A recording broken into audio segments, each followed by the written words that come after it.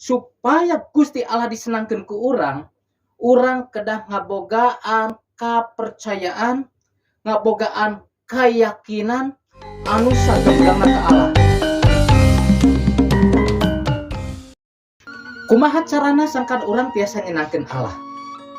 Pangandika Gusti ku anjeun nyebatkeun supaya Gusti Allah disenangkeun ku urang kedah ngabogaan kapercayaan, ngabogaan keyakinan anu sagemblangna ka Allah.